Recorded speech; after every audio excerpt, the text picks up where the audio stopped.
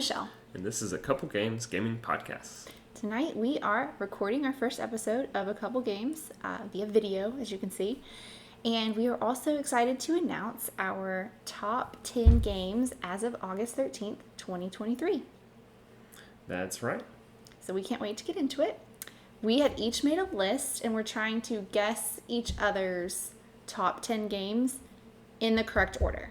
That's right. So if we guess one of the games that's on each other's list, that's 1 point. And if we guess it in the right spot, it's 2 points. Yep. So who is going to start us off? I think you should start us off. Okay, so I'm going to try and guess your number 10. Oh, you're guessing my number 10? Right? You said I'm starting. Yeah. Okay. So your number 10 favorite game. I'm going to go with Grand Austria Hotel. We wrote these lists down ahead of time because there's no way we could have just on the spot guessed that. So we have come prepared today. So I'm guessing Grand Austria Hotel. Negative. I wrote not on the list. I wrote question mark next to it. I really thought you liked that one. I do like that one, but we've only played it 2 times. For some reason I thought we played it 3. No, we played it at that convention and then we played it here once and that's it. But okay. So, I need some more plays of it. But I did like it a lot.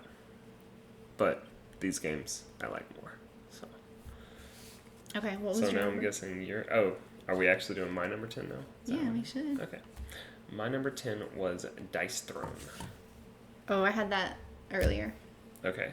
So, you get 1 point. So it's on the list, so I get 1 point. Right. Okay. Yeah. But I would get 2 points if I had it in the right spot. Yeah. Okay. Yeah.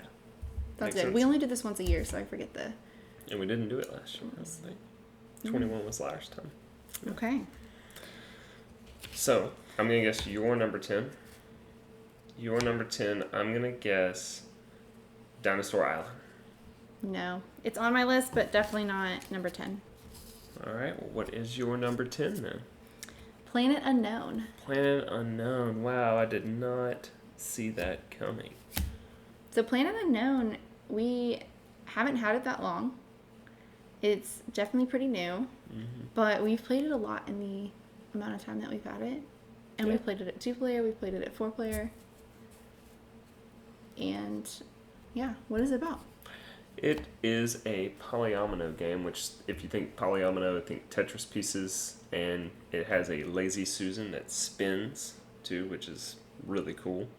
And basically, you pick the pieces, you get to spin it, pick a piece that's in front of you, and then place it on your board. You go up some tracks. Yeah, and I guess, did you say how the opponent is the one that chooses the position? Yeah, whoever's first? turn it is gets to turn the Lazy Susan, and then Which helps with your everyone at the selection. table. Yeah, everyone at the table picks a piece from that's in front of them currently. Then. Yeah, and each piece has a different indicator of a track that you'll go up and different actions that will kind of domino on top of that. So it's a really cool game. Little Mars rover that goes around your planet that helps either pick up or get rid of good and bad effects in the game. Yeah. Things that either get you points or lose you points. So Planet Unknown, yeah, that was my number 10. Cool. And we didn't talk much about Dice though. Did you want to? Yeah, so we'll revisit Dice Throne. Dice Throne is basically Battle Yahtzee. The version that we have is Marvel themed, so you can be Thor, Loki, Black Widow, Doctor Strange, Spider-Man, and basically you roll dice. You have this player mat that tells you all your abilities, and you're trying to trigger them using the dice that you rolled. And just like Yahtzee, you can pull dice aside, re-roll some, or re-roll as many as you want, up to 3 times. And so what you're doing is attacking your opponent. We've played it at 2-player mostly. It's best. It's best at 2-player, yeah. So. But we have played it with a bigger group, at least once. And it's good for all ages, too, because you don't necessarily have to have, because it's so much rolling and dice, it's not like a crazy amount of strategy. It's a pretty chill game. We play it on weeknights, while you're watching TV or something like that. We've played it. It's not really... I don't feel like it takes as much focus as... No, it doesn't. And what's really I like about it is it's always a close game. Every game we've played, it's if I don't take you out this turn, you're taking me out next turn. Mm-hmm. And so that's back and forth. You start at 50 health, and it's just the first person to like die. Yeah. So Dice Throne is good. I do like that one. It's just not in my top 10. It's grown on me. I used to not like it. Really not like it at all, but it's grown on me. So yeah, it's better with the marble theme than the other one you used to have, but got rid of most of that one. Yeah, sold it off. But. Yeah. All right, we are on to number 9. Number 9, and I'm guessing you're number 9. Yes, switch it up. Go okay, first. So you're number 9. I'm going to say Castles of Burgundy. Not number 9, but it is on my list. All right, so I get a point. Okay, so my number 9 is actually Everdel. Everdel. Oh, I did not put that on the list. We don't play it enough. We really don't, but I really like that game. It's if you haven't heard us talk about Everdel or heard about Everdel, it is a worker placement game where you are going around a like mythical forest of really cute little animals, and everyone has like a different creature.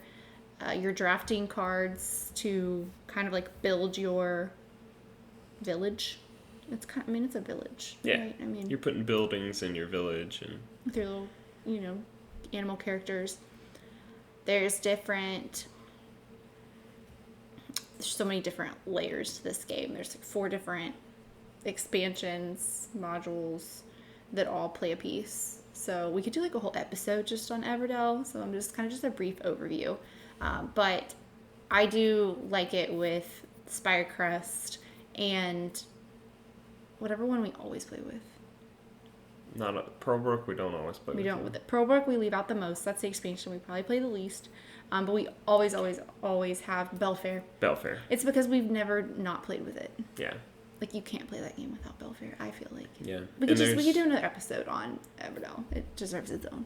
Yeah, we actually didn't get the big collector's box and the 2 expansions, possibly because we don't play it as much, and possibly because it's already so much it's already content. Already a lot, and we already like it as it is. Yeah. And every time it's added another layer, we feel like we have to pick and choose. Mm-hmm. And we're like, we don't want to pick and choose anymore. We just want to play the ones that we have. I am super curious about my little Everdel. Yeah. Eventually, once our kids are older, we'll probably get that one. And they have the Everdel Far Shore now, which is the new. Oh, yeah. We aren't familiar with that one, but we need to get there.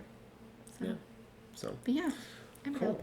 Everdel. So, you're guessing my number 9. Yes. Okay. So, that's where I put Dice Throne. Okay. So. As your number 9. Gotcha. So, my number 9 was actually Dinosaur Island. Oh, okay.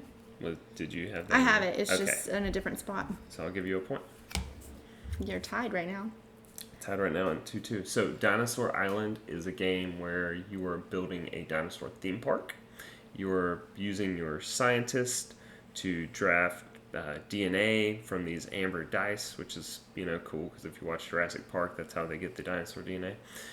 But this game is basically just Jurassic Park, the board game. You're getting the DNA so that you can build dinosaur exhibits in your park. You can also build like roller coasters, food stands, things like that. Merchandise. Mm-hmm. There are different blueprints that you can go off of, which is how to design and lay out your park. But we typically don't play with those. We used to a lot. Yeah, we used to a lot starting out, but then it felt like you weren't getting to build your park. It's like you had to do a dino in the bottom left, and you had to have a food stand in the top right. So it just felt really constricting.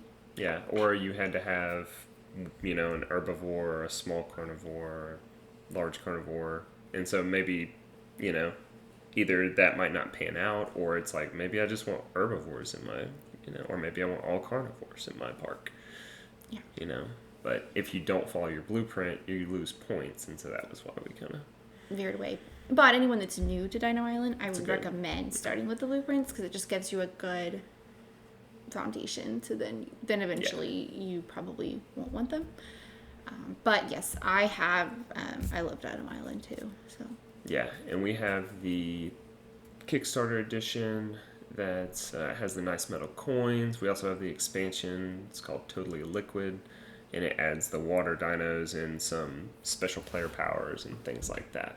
It adds player powers as well as different attractions for the park. So I may have a hotel that can have a lot of people, or I may have baby dinos or an egg incubator so I can make dinosaurs quicker. Yeah, there's like petting zoo and a goat Mega Rex farm kind of thing, or goat area, which in this game too, you have to pay attention to your security level, especially if you have these like carnivores that are trying to eat people. So you have to up your security, or you can have these extra goats, stashed away that you're using to feed the dinosaurs so that you don't need so much security. But it's definitely like a balance between getting powerful dinosaurs that are worth more points and then still checking in on your security so that everyone in your park stays alive. Yeah. Which, those are your points. Yeah. So it's a fun game. We've is. always liked Dino Island. It's been on our shelf for as long as we've been really bored. It's one of the earlier games. Yeah, it was one of my first big Kickstarters, I want to say. Yeah. But that's Dinosaur Island. And that was your number 9. Okay. Yeah. So am I guessing you're number 8? Yeah. Is that where we're at? That is. I'm going to say Marvel Splendor. No. Is it on your list? Not on my list. Oh my gosh. Not at all. I do like that game. It is good. But no, there's a different... I kind of put that in like a puzzly game category, and I have a different one other than that that I chose. So. Okay. Well, what is your... My... Number 8. Number 8 is Tapestry. Tapestry. Wow, I did not put that one on there. No points? No points for me. But so tell us about Tapestry. So Tapestry is a civilization building game where each player represents a different civilization that has a different player power. There's so many of them. We play with different civilizations every game. I don't think I've ever used the same one. You also, on your kind of civilization board right next to it, you put your buildings, and your buildings are like really cool 3D, not miniatures, but pretty much, yeah. So they represent different parts of the board that you have been to, which are like based on tracks.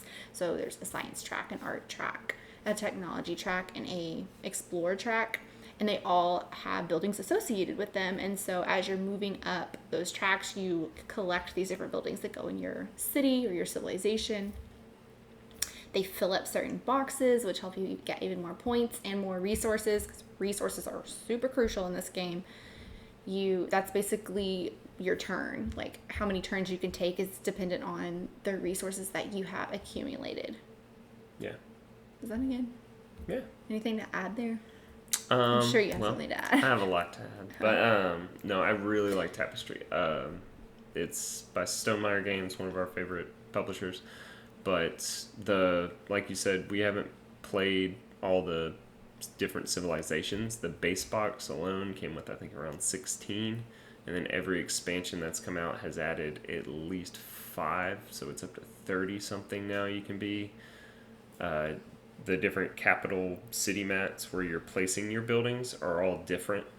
And recently he started coming out with ones where they're not just laid out differently, but they actually have their own little powers or puzzles that you're trying to solve, whether you're trying to connect certain things via buildings, and it's really cool. And you also have these little buildings that you're pulling off too and going up the tracks. You mentioned all the tracks. The art track was in one of the expansions, but that's right, that was a newer edition. Yeah.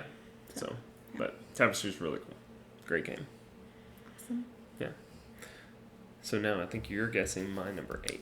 Yes. For your number 8, I wrote down Nita Valier.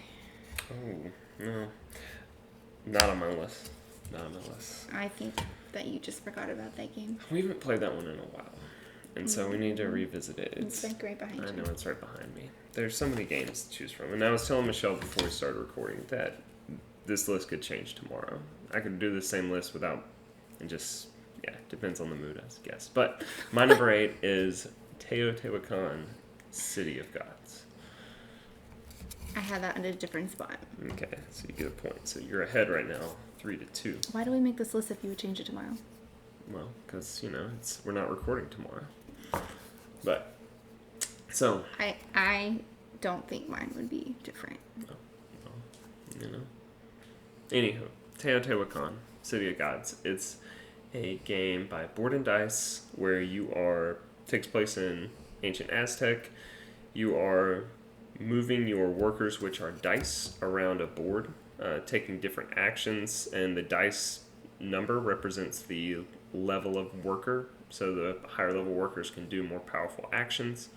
You're going around the board collecting resources to build the pyramid, work on what's called the Avenue of the Dead, which I guess is like the cemetery or something like that, honoring your ancestors and stuff. Mm-hmm. What else are you doing in this game? Collecting masks. Help me out. Gosh, this one has so much to it, and you can go in so many different directions. You already had the tracks. You already had the masks. Building the temple, decorating the temple. Yeah, the middle of the board is where the main temple is, and so that's something I always try and go for a lot, is building up the temple and then also like decorating it, which adds little kind of like colored tiles on the edges, and you get more points for that. And they'll also boost you up on the track too, so it's kind of like a double. Yeah, the 3 temple tracks in the middle. Yeah. Mm-hmm. So the one thing I was wondering is, like, in this game, how do you like the mechanism where you can go either direction, like clockwise or counterclockwise? How do you feel about that? Well, in this game you can't. You can only go one direction. No, you can. You have your little other guy that goes the other direction. Talking about the shaman. So yeah. So your workers go, I think, clockwise, and there's an expansion that adds a little shaman piece that goes counterclockwise, and they all have little spaces they can go onto. Mm. I think that's really cool. That it just adds an option to do that. The expansion that came in also added a wild resource, so it kind of opened the game up because you can go the opposite direction, so you have more options on your turn. You have a wild resource, so you don't have to collect specific wood. It's like, I have this wild, I can have more flexibility. I feel like I don't use that shaman mechanism when we play.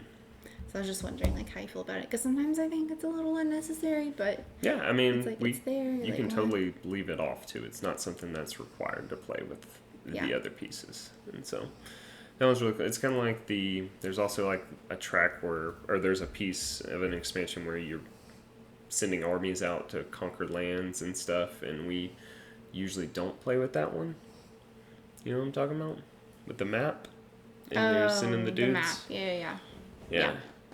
We played with it once, and then we just kind of were indifferent to it and didn't feel that it added a whole lot to the game. But our dog is snoring, so hopefully you can't hear our dog snoring right now. But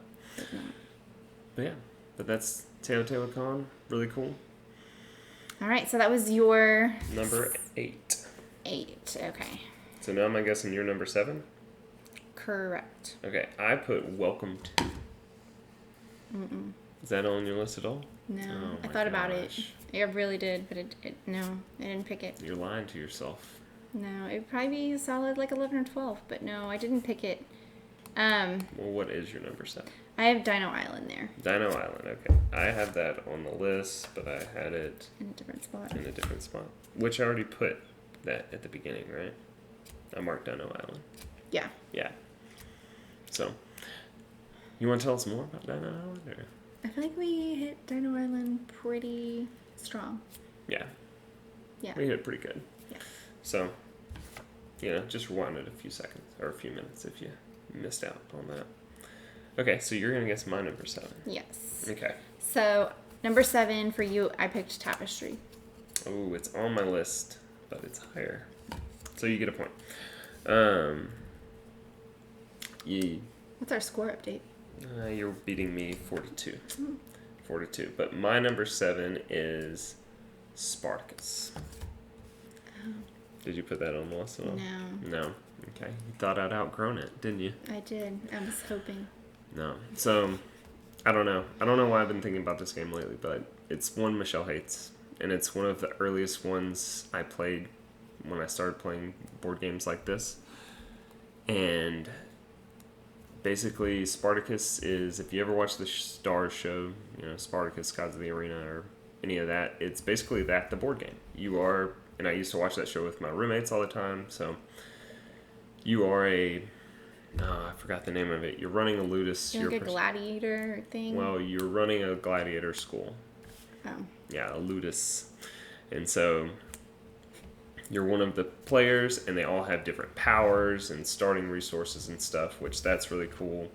All the characters seem very in tune with their abilities, like Spartacus and Gannicus are really cool, but anything can happen. I remember the first game we were playing, I don't know who it was, but I'm going to say Brady had Spartacus, or I had Spartacus and Brady had the Doctore, which is in the show, and we're fighting in the arena, and then he just cuts his head off. It cuts Spartacus' head off, and we're like, like that. Are you talking about I'm lost. Are you the show or the movie? The game. Game. I mean, Spartacus doesn't die in the show. Okay. It's called Spartacus. but he died in the game, and we're like, oh, that's so cool. In the game, okay. Yeah, and anyways, it's very thematic, and it's very cutthroat, though, at the same time, so it's not one, if you don't like those type of games, it's very, I'm coming at you. Yeah, so, but it's very cool, very thematic. It has card play, but then there's also like a little arena phase where you're gladiators and you're trying to position yourself and roll dice and hit each other, and so. It also lasts a really long time. Well, that you can toggle that. We always started at 1 point, and you're trying to get to 12. You can start at 1, 4, or 7, it says in the rule book. Yeah. Yeah. So you still really like Spartacus, all right. I do. Literally, as you were talking about that, I realized I left a game off my list. Oh my gosh, are you making a change? I might have to make a change, because I'm realizing I left one off. Who's going to get cut? Which really makes it tough, because I really like all of these. Oh, I don't know what I'm going to... Should I guess your number 6, or? It's honestly number 6 that would... Get cut? No. Or would everything bump down? Everything might bump down. Okay, well, I'm going to guess Tekinu, and then you can... Okay, I do have Tekinu, that is on my list. It's just not number 6. All right. Would it be the new number 6? No. Okay, what's your new number 7, I guess, because you're... Let me mess this up. So I should just tell you what my number 6 is. Okay. Azul Summer. Azul Summer, I had that on the list. That's what I wrote down, Azul Summer. It's the game that I'm thinking of that I forgot would go right after that. So it would honestly, I guess everything else would still bump. Do you want to tell us about Azul Summer before you tell us about your... Anyway, so Azul Summer is a tile, like an abstract drafting tile type of game. It's, if you have ever played Azul, it's like another version of Azul. We have played all the Azuls. There are 4, and Azul Summer is hands down my favorite. I love the like snowflake look that it has. It's very colorful. You're also trying to build certain like patterns on your board. I don't know.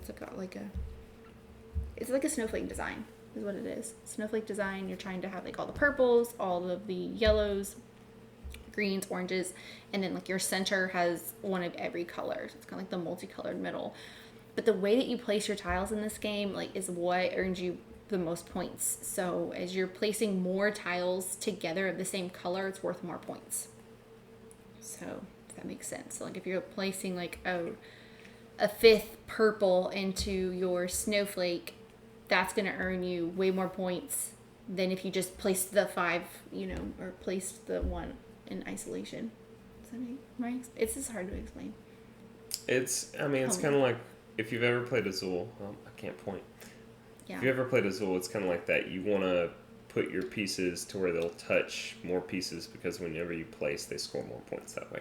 Yeah, that's how to explain it. I like that you get to have like a wild color each round that you're drafting from the little circles that just like in Azul, like from the other. I don't know. Sometimes there's some defense in there because you're trying to draft certain tiles that you know you're going to place. And you always have to draft again by color. So you have to only take those colors when you draft. Whether there's one of them or three of them, you can only take the same color when you're pulling to draft before you play. Yeah. Yeah. I don't like this game. I mean... It's because I always win. Yeah, I get...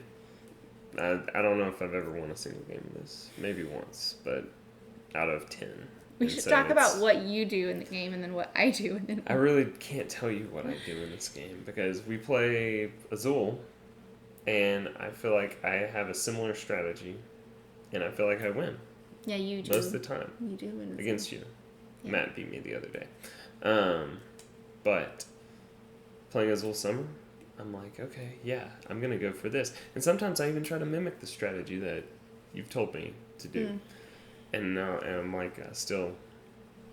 Certain colors are also worth more points at the end, too, if you complete it. So it's kind of good to go for those, but sometimes it's hard. Sorry, colors, numbers. Yeah. Yeah. Not as bad as this old Queen's Garden was. That was... Oof, no. Yeah, that one was beefy. Yeah. I don't know. We'll have to wait to talk about that one because it's not on our list. It's but not yeah, on our list. Azul Summer was my number 6. So, well, it'll just kind of everything gets a little bit thrown off. It gets crazy. Okay, so are you guessing my number 6 now? Yes. Okay, what you get? Okay, so for your number 6, I put Tekinu. Nope. Yeah. It dropped off my list this year. What? I know. I don't know. Well, I was thinking like Teotihuacan and Tekinu. Which one do I like more? And last time we played Tekinu, not that I dislike it, it's probably like top 15, in there. Mm-hmm. But I like Teo more, and if sitting next to each other, I'm going to pick Teo. And then it's like, well, all these other games are different. So. They're both good. Yeah. My number 6, I'm sure we'll hear about later on your list, is Wingspan. Yep. Did you put it on? I put it on, but I didn't put it in the right spot at all. Okay. So you get a point. There. It's there. It's just... Okay. So I have all your... 5 to 4 rankings. Right now. Oh. 5 to 4. You. Wingspan is a game where I guess you're building an aviary. You're collecting birds.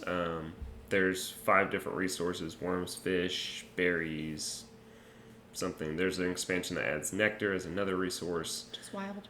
Yeah. Which is cool. And you have 4 actions every turn to choose from. You can play a bird card from your hand.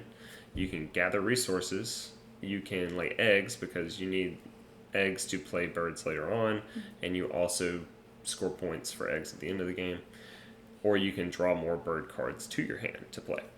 And so it's really cool. We also recently got the big box for it, which is... Massive. It's massive, but it's awesome. Like, that's the way a big box should be done. Everything's super organized in there. It's easy to set up. Yeah, it's great. Sorry, I lost my train of thought. The Asia expansion that came in there. Yeah, it's right there.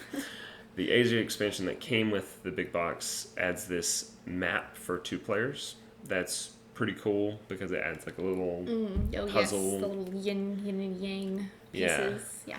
And so you're trying to do stuff on that board because you also get bonuses and you also score points for having like a big connected group. Yeah. And so, really cool game. Yeah, by Stonemaier again. So all the expansions have been awesome for that game.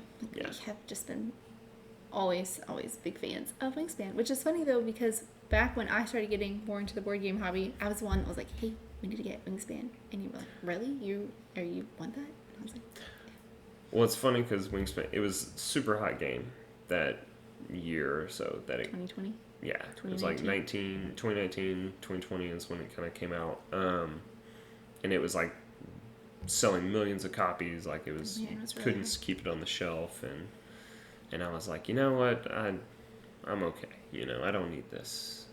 And then I was like, hey, I want this game. And you were Yeah. like, oh, really? You want the most expensive, the most popular game right now? Yeah. Well, It you had know, calmed down by then. it had calmed down, and so I was like, you know, I'll buy it. It's pretty. She'll play it with me, and we play them. It's a really good game.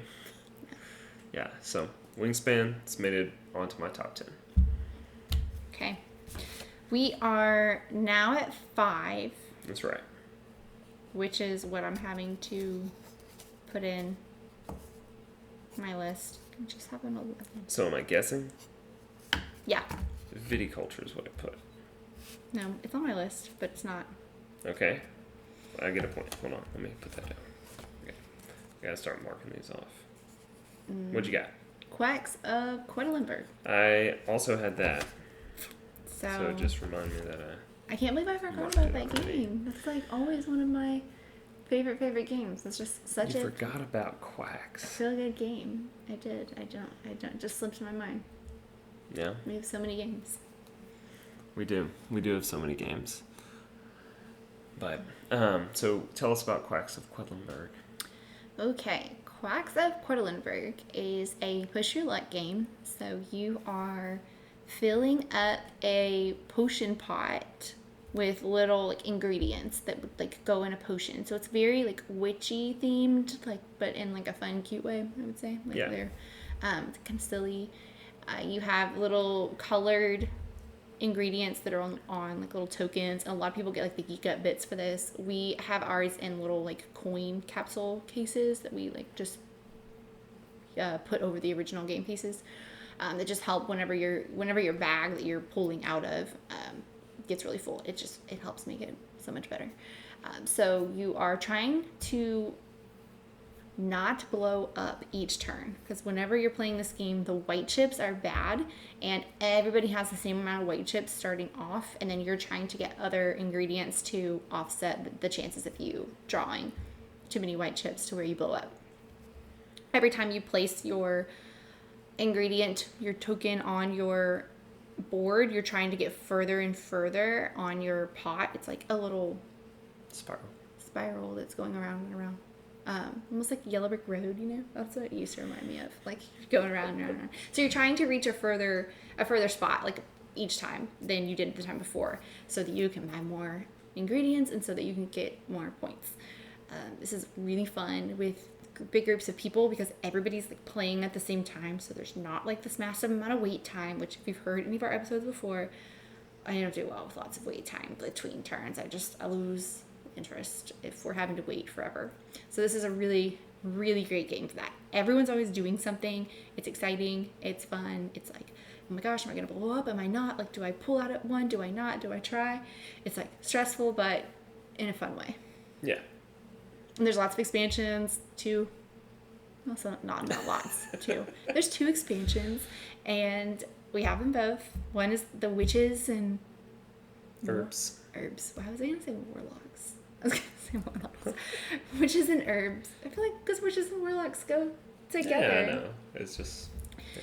And then we also have, that expansion gives you like extra powers at the end to help you, I don't know, get an extra boost before you're about to be over, or like prevent yourself from blowing up one more time. So little things like that just make it better to keep going. They're all like good things that happen there. And then we also have the expansion Alchemist. I was gonna say like potions or something. Alchemists, that's right. Yeah, so that one is good too. We really only use that expansion when it's me and you. Mm-hmm. Yeah, it adds a little bit of We don't use decision making where you gotta, go up this like a funnel different thing, track. flask thing, do some extra stuff. So we typically, it kind of helps if you're like really into the board gaming hobby. It kind of just adds another layer. But if you're playing with like a big group that maybe doesn't play as many board games as much, then we don't use it. Yeah, the herbs and witches one, you can include it just right off the away. bat. Yeah, right bat. Yeah. It's not. It's just It's mostly just some extra bonuses at the end. Yeah, and it adds more ingredients too. Oh yeah. What ingredient does it add? Did you talk about that? How there are different tiles for the ingredients. Oh yeah. So each ingredient is. Each ingredient has at least 4 different varieties it could be, and you set those up before the game starts. So ability, I would almost abilities, say. yeah. And so they come in little books, and so you flip the book over if you want to like make the red token do something different. Like maybe the red token goes an extra space if it comes after something. But now the red token, you actually don't put it in your pot. You can put it in your pot later. And stuff like that. Little things like that. And it's always out there so you can read it throughout the game. If you forget, it's easy to just look. So that was Quacks of Portland. Yes. And so I'm now guessing your number 5. Yes. What you ranked. So for your number 5, I listed Tekenyu. Oh wait, did I you already said that one. I listed Teo. Sorry. Teotihuacan? Well, it was on my list. Did I ever give you points for that though? For Teotihuacan because I don't know. What do you mean? Because I already talked about Teo. You said it was on your list. So I think I already gave you a point for it. But then how? Why would we have already talked about it? Because it was already on my list. Oh, like it was in a different... Okay. Yeah. Yeah. Okay. So, what was your number 5? My number 5 was Viticulture. Okay. So, Viticulture is another Stonemaier game that seems to be popular on my list. I'm just thinking about that. It's a worker placement game. So you have these little cool workers that have hats that you're running a vineyard and you're sending your workers out to do different things. What's neat is it's done in seasons. So you have to ration out your workers to last the entire year. So you don't want to spend all your workers in spring because you might not have enough to do the actions you want to do in like the fall or the winter. So this one's cool. You gotta get the Tuscany expansion, I think, to really make this game awesome. Yeah. It basically, the Viticulture Essential Edition has 2 seasons. The Tuscany expansion expands it to 4. And so you actually have all 4 seasons. You also have, one of my favorite parts is the structure buildings cards. So there's different cards. Yeah, the orange cards. So you have grape cards, you have visitor cards, and you have order cards. This adds structure cards that you can build to your vineyard to kind of give it its own unique flair, which I think is really cool. It also has like this little mini map game where you're trying to put stars to like all over Italy's regions. Yeah, the Tuscany region. So that's, really cool. But yeah, just last time we played this, I think, correct me if I'm wrong, I didn't fill any orders and I found a way to win, which I think that's just a really cool thing. That's the whole thing in this game is you're filling orders to get points. That's like what you're going for. And he managed to win without filling a single order. But that was only possible because of your buildings. Yes, my structures. I built a restaurant and something else, and so I could sell grapes and wine without filling orders. It's kind of like you skipped a step by having... It was awesome, but it's kind of like you bypassed having to fill because you could just go there and not have to... Did you have to harvest? I still had to harvest, and you still get the benefit of the residuals.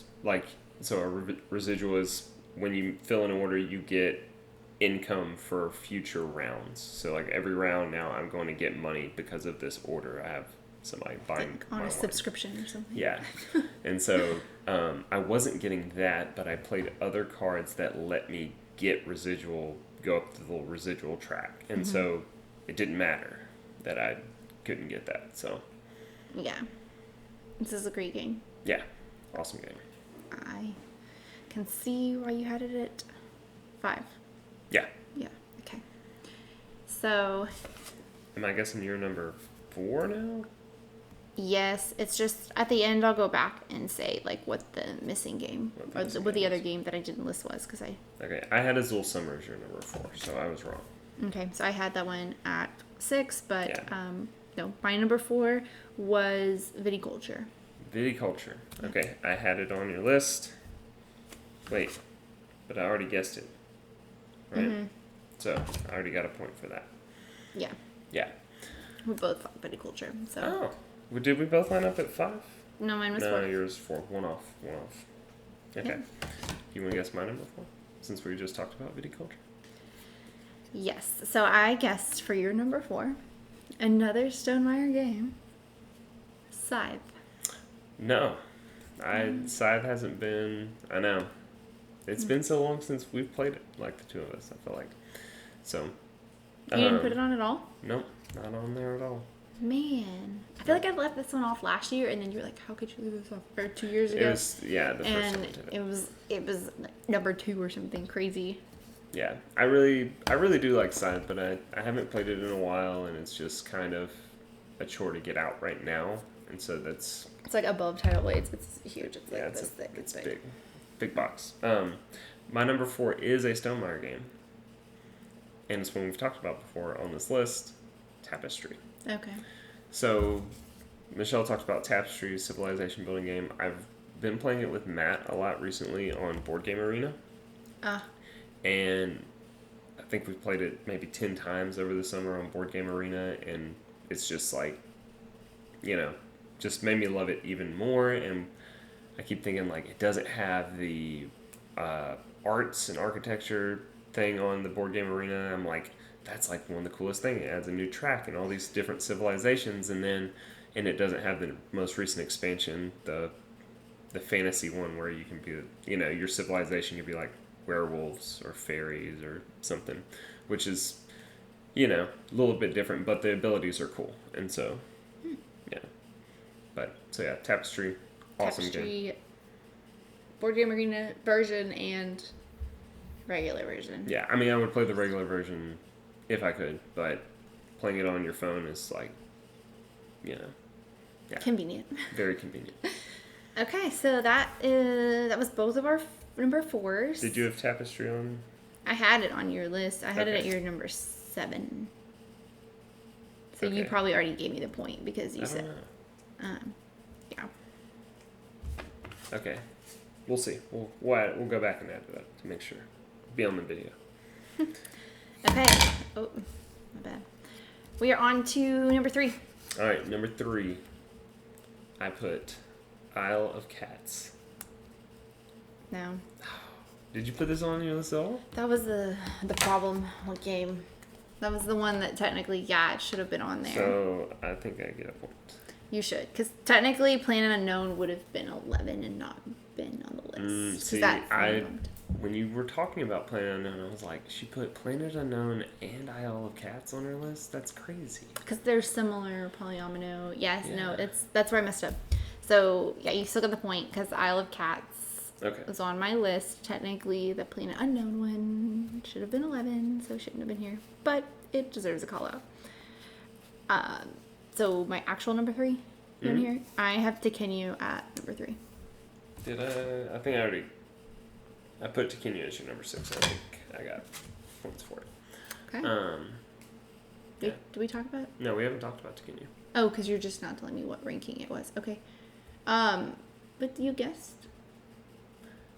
I guessed it, but I was wrong. Yeah, and we didn't talk about it. So Tekenu is in that same family as Teotihuacan. There's another one too that we don't have. There's 2 that we don't have. Oh, there's 2 that we don't have. Maybe more. Anyways, Tekenu is a worker placement game, but you're using dice. Oh, I'm not wrong. a worker placement game. You're using dice. It's a dice drafting game. There you go. Yeah, so you're drafting dice that all do different actions and have different weights on them based on obviously the number. So that kind of helps you determine what level of an action you can do, like, or how many of something you can do. Gosh, this one's hard to explain because it's very complicated. We could do its own episode on this game too. Yeah. I'm gonna try my best to do a quick summary. There's certain sections of the board. I'll definitely need your help. There's certain sections of the board where you are taking your actions. So this may be the temple, right? There's this temple section where you have these little temple pieces that you are building based on, again, the dice that you choose. There's black and white dice that typically go with a temple. Because that's how you create your limestone and granite. Oh, well, the resources do. Yeah, that's how you get the dice can be anywhere, though. But I'm saying, like, you use the limestone and the granite that come from those two colored dice to, like, do stuff at the temple. And then there are buildings on the other section of the board where you have, like, different building tracks, and each of those can earn you different resources, whether it be gold or bread or paper, again, or the limestone or the granite, so just resources in general. Then you also have your statues. It's the other kind of big component. So it's like temples, statues, and buildings. This is, again, it's not the Aztec, it's more Egyptian. Yes. So it's like there's like pharaohs and, gosh, I'm blanking on that other gray track that I feel like I ignore with like the priests and the warriors. That's in one of the expansions. Okay. Yeah, that's an expansion to it. Yeah.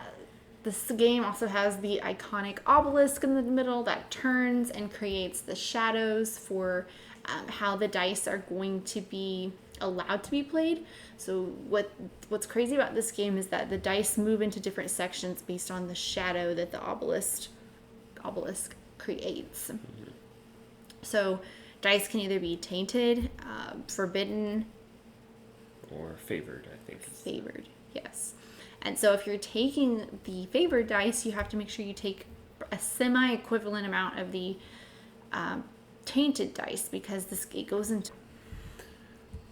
So, to continue, you're choosing dice around the obelisk, trying to go up the different tracks and build buildings, build statues, and there are gold cards, there are technology cards you can get that make your abilities better, and so... But yeah, really cool game.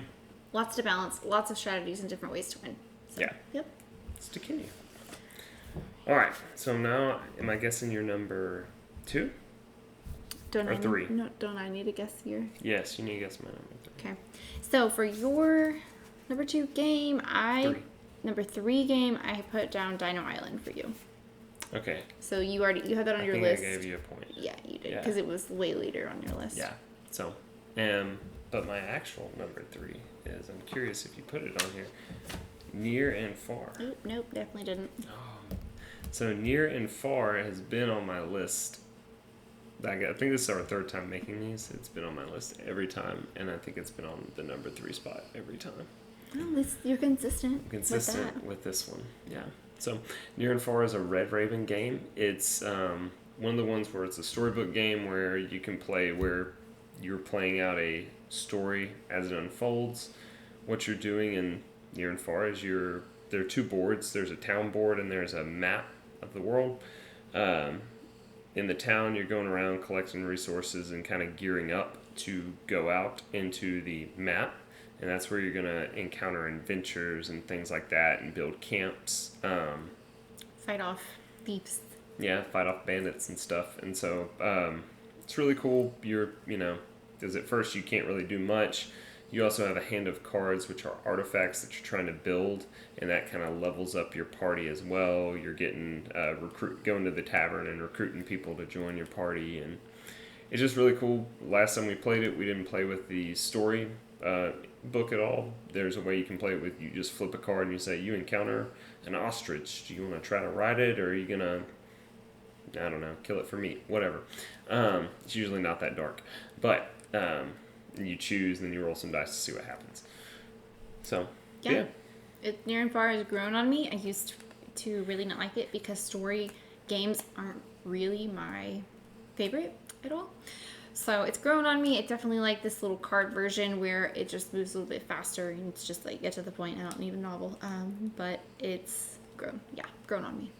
Yeah. So it's cool because we can play it like that way, or you can play it where there's a story that spans 10 games, and I've played that way with Matt. And yeah, very cool. So, Near and Far. All right. Number 2. I put Quacks as your number 2. I already got a point for it, I'm pretty sure. But yes, so Quacks, wasn't my number 2, but Castles of Burgundy came in second for me. I'm not surprised, but I think I already gave myself a point for that because I think I put it as like your number 9. Okay. So. No, I really like Castles of Burgundy, and it jumped ahead because of this new edition that we played. I think we talked about that on the last episode. Yeah, we did. So yeah, we already hit that game pretty hard just the episode ago. But Castles of Burgundy is a dice rolling game. It moves really quickly, building different regions around your board, and it just came out with a new special edition that you're probably seeing all over, social media. If you follow any of these board game, I don't know, content creator stuff. So yeah, we even have a fun little reel on that one. So you can check that out on our Instagram. Yeah, great game, beautiful production. Maybe one day it'll be in my top 10. We'll see. Yeah. All right, so your number 2. Mm-hmm. I put Marvel Champions. It is on my list, but you only get 1 point because it's in the wrong spot. So, my number 2 is Star Wars Rebellion. Oh my gosh, I forgot this one. How did I forget? You forgot that what you put my number 1 was. I knew it was wrong. I rushed through it, and I knew that I was picking the wrong game for your number 1, and I can't believe it. I would have picked that one. Yeah. I just forgot because you haven't played it in so long. I know. We tried to play it last night with Matt, but it was going to be too long. It's like a 3-hour game. Yeah. It's a epic Star Wars game. It is the Star Wars original trilogy in a box is how it's described. And that's how it is one player is the Empire, another player is the Rebellion, and the Empire is trying to hunt down the Rebel base, which could be any among these 30-something planets. And so you're going around trying to land on them, and it's like, oh, are you on Tatooine? And they say yes or no. But you're also doing missions as the Rebel player, building up units. It's just so cool. Recruiting characters to your team, and as the Empire you can capture people and try to turn them to the dark side. It's just a really cool experience, and it does take 2.5 to 3 hours to play. And so it's Star Wars Rebellion. Yeah, I've only played it once. It's my anniversary present one year. She plays Star Wars Rebellion with me. Yeah, it was. Yeah, I just don't like it. I don't know. Maybe eventually I'll come back around. It's also like, when do we have like 3 full hours to sit and play? Like, I feel like 3 hours is a lot to. It's true. It's a lot of time to find. What we ended up playing last night, Star Wars deck building game, which is much faster, and it captures a lot of that Star Wars feel. I like that one. And so that's a good one too. So I still cannot believe I forgot to put that game on. I can't believe it's been in my top 2 the last 3 times. I know. I'm telling you, I rushed and just didn't have enough time. But yeah. All right. So, am I guessing your number 1? Yep. Okay. Your number 1 is Wingspan. You are correct. Yeah. So that is 2 points for me. You're gonna win. Probably. Yes, we've already talked all about Wingspan, and this is where I know I got it wrong on you. I also picked Wingspan for you, number 1. You picked Wingspan as my number 1? I'm telling you, I rushed and I wasn't thinking, and we just played it the other night, and you were like so on a high with it that I was like, really feeling it, It made it on my top 10. I know. I should have put Star Wars Rebellion right there, and then bumped this down. Yeah, so you would have gotten 1 point. Get a redo. Yeah, I'll give you 1 point. Just It's like blanking. Pity point. I'm still gonna win though. So my actual number 1 though is what you guessed for my number 2, Marvel Champions. This game is just, I've played it. I wrote that down first. You see, I crossed it off. Yeah, I see that. I don't know what I was thinking. I think I've played it 500 games of it or something. It's crazy. I got it right before COVID hit. And it just became my go-to solo game because you could throw down a game within, less than 20 minutes. Like, set up, play, tear down in less than 20 minutes, just me. But it's also cool because you can buy these expansion boxes that kind of add like a story and a campaign. So what happens in game 1 affects what happens in game 3, which is really cool. all the characters feel really different, and you can build them in these different aspects, like Different aggression, justice, yeah. And so it's really cool. I can not play the game and have a great time with it. The other night, I just broke out my cards and started trying to build decks. You know, while I think you were either showering or either putting one of the boys down for bed. And I was like, I really want to mess with my Marvel Champion stuff. So I started building a Gambit deck, you know, because I haven't played the X-Men stuff much. Because you're a big Marvel fan. Yes, big Marvel guy. As you can see. Yeah. So, Marvel Champions, awesome game. I think I've bought everything for it. There's only one pack that's come out where I'm like, I really don't think I'm going to buy it. And so, yeah. But yeah, Marvel Champions. Awesome. I hear all about it. I've only played it once or twice. But, yeah. I think you played it one time and you're like, I don't get it. I'm like, My favorite Marvel game is Marvel Splendor. That's my favorite. Yeah. So I do really like that one. So. I'm surprised it didn't make your list. Well, it's so hard to pick 10 games. Like you said, this is tough. And we haven't done this in 2 years, so we are excited that we brought it back for 2023 and that we recorded our first video podcast episode about this topic. It's exciting. Yeah. So where else can people find us? So you can always follow us at acouplegames.mc on Instagram. You can always email us at acouplegames2014@gmail.com. Feel free to subscribe, like, comment, all the things. And we would love to hear what your favorite / top 10 games are as of right now in 2023. That's right. And before we sign off, the final tally was Zach 9, Michelle 8. So. And with that, I'm Zach. and I'm Michelle. And this has been A Couple Games.